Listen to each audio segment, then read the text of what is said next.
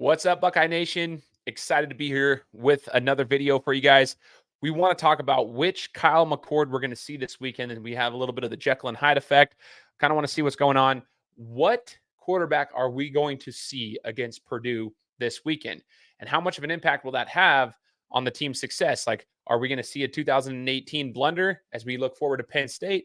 Or are we going to see the team finally start to roll? There's a lot of question marks, and we're going to start at the quarterback position and go from there. That's what we want to talk to you guys about today. Now, again, my name is Shane Larson, one of the co-founders of this channel. This is Scarlet and Great, or Ohio State Football with Scarlet and Great, as you know it here on YouTube.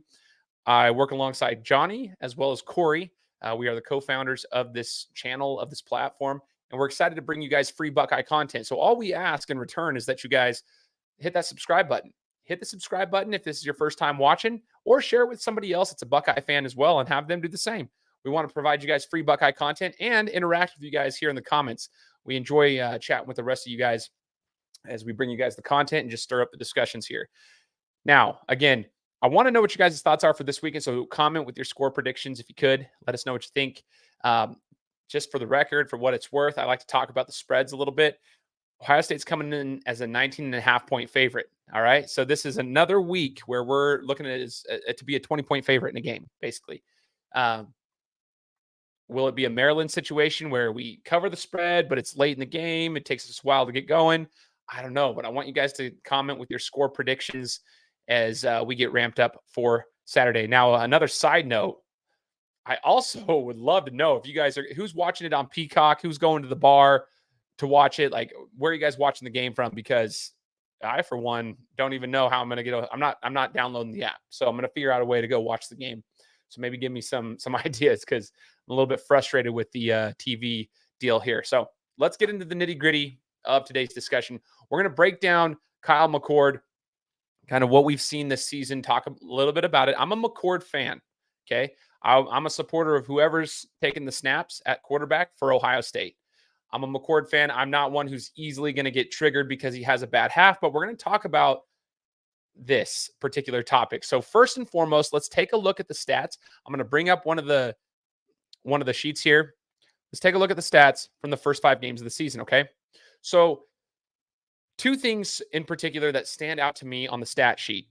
1, the lack of interceptions, which is a good thing. He's taking care of the football. Now, we can get into the discussion there, whether or not that's a lack of taking chances, is that play calling and so forth. But he's got 1 interception, and that was in the first game of the season. He's gone 4 games now without a pick. Okay, 4 games. That tells me something. Okay, that's a big deal, because in big games, as long as you don't turn the ball over, you can put your team in a position to win. I felt like against Notre Dame, that was the exact thing that happened. Yes, he could have easily thrown a pick. He didn't make the right read. He didn't see the guy in the middle of the field last drive. But such as football, dude drops the ball, right? Goes right through his hands, drops the pick, and now Ohio State's 5-0 at this point because they didn't end up losing that Notre Dame game. So while it was an underwhelming performance from the team as a whole, he didn't turn the ball over. And that's what I'm saying is, like, you look at Tagovailoa and how that like the turnovers impacted him and Maryland in the game against Ohio State when they're going back and forth just this last weekend. You've got to take care of the ball. I respect McCord for taking care of the ball. He does a good job at doing that. He doesn't turn the ball over. Now, the other thing that stands out here on the stat sheet, if you look at it, are the 2 goose eggs in regards to touchdown passes. He has 2 games, Indiana and Notre Dame. Granted, Indiana, first game of the season, his first start. Notre Dame, very difficult environment to be playing in. Notre Dame's defense actually does match up well. Say what you want about them as a whole. Notre Dame's defense matches up very well with Ohio State's scheme. That's just how it has been. It was the same thing last year. People tend to forget that, even with CJ at the helm. Okay, it's the same thing. They have a good scheme against Ohio State's. They have a good defense against Ohio State's scheme on the offensive side of the ball. But that makes me a little concerned, because it makes me feel like McCord's not necessarily taken enough chances. Okay, so here's what we got to get into this. Like, which McCord are we going to get? It's a Jekyll and Hyde effect. We can be stat watchers. We can look at the stats. We can break those down all we want. But let's just talk about what we see. I'm gonna state the positive side of this because I believe McCord has the talent. He has all the parts of the game that can get it done. He's proven that. Yes, he can improve in a lot of ways, but he has proven that he's ready to be able to make these passes. He's ready to be able to take over a game. So let's chat about that. I think the frustration that we're seeing is that he waits so long to get going, right? The slow starts are what we don't like as Buckeyes fans, right? And I'm sure, the rhythm of the game doesn't get going very well when you have McCord starting late in the game to get going because we've seen what he's capable of doing. It feels like every time they needed a little pickup, he starts letting the ball fly. Maryland, second half, second half of that third quarter, he just starts letting it go. He wasn't perfect, but he started just being confident, stepping back, letting the ball fly. I feel like that's what we have to do now. At the beginning of the season, yes, we needed to rely on the run game to get McCord a little bit more comfortable. But it feels like when the run game's not working, which it hasn't in a couple of these games, he needs to be able to just let the ball fly. You've got a superstar in Marvin Harrison, and you've got stellar receivers all across the board, including your tight end in Stover. Let the ball fly. Go out of the shotgun, let the ball fly. I'm one of those people who actually believes, and you guys can correct me if you have a different opinion, that with Ohio State, this is one of those offenses where the pass game actually opens up the run game. That's what, instead of vice versa. And it's not necessarily ideal in the sense of playing late November football against teams such as Michigan and trying to get into a Big Ten championship. When you're in cold weather games, sometimes you got to start with the run. But Ohio State is one of those teams where it's the pass opens up the run. I think it's going to, if you see McCord come out there and get confident from the very beginning, let him throw the ball. Let him get going. Let it rip. Take some chances, right? Take some chances. You're going to see the run game open up more. It's going to make it easier for the offensive line. Our pass protection hasn't been terrible at all. It's our run blocking that's absolutely atrocious. So for McCord's sake, he has the opportunity to go out there and let the ball fly. So that's what brings me to this. We get frustrated because we see two different types of McCord in the same game, and it's happened on multiple occasions already this year in the first 5 games. So is it the play calling or is it actually the execution, right? Is it the play calling or is it the execution?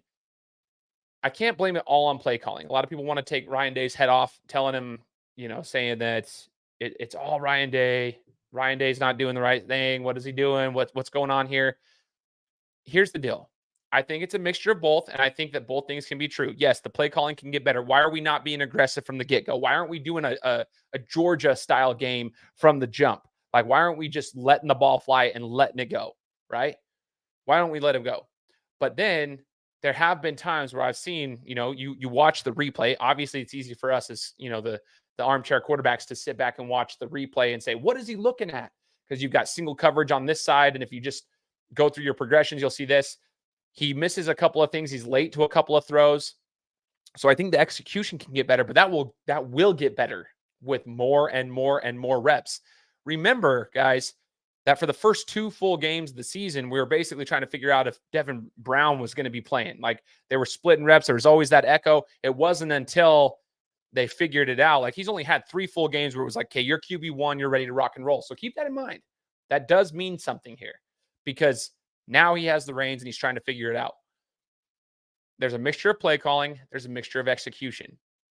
Here's what I want to see, and I would love, like, for the progression of the team, let the pass open up the run. I think that will help the offensive line and will help McCord from the jump. He does have really good footwork, in my opinion. I think he does a really good job keeping his feet moving. He understands where to go. He's just late to a couple of throws. He doesn't have the deep ball that CJ had, but he doesn't have a terrible ball either. Like, it's not like he's this terrible quarterback. He actually can get the job done. He's a solid quarterback. He just needs to get in a flow early. Can you imagine if Ohio State lets the ball fly earlier in the game, like mid first quarter and on, and they get a rhythm going in the passing game, what this offense can do?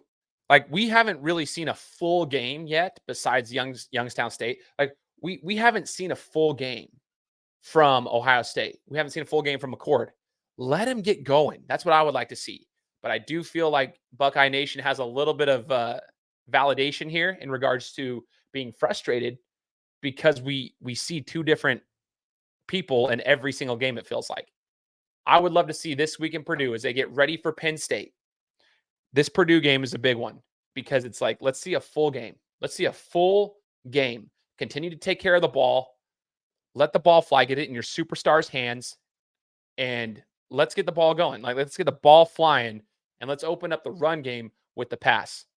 Let me know what you guys have to say. I know I might have a different opinion than the rest of you. We're going to get a preview of this game coming in tomorrow with Corey. So get ready for that as well. But I would love for you guys to share this video.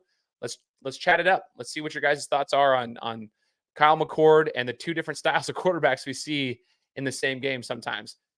As always, my name is Shane Larson, the Game Time Guru. God bless and go Bucks.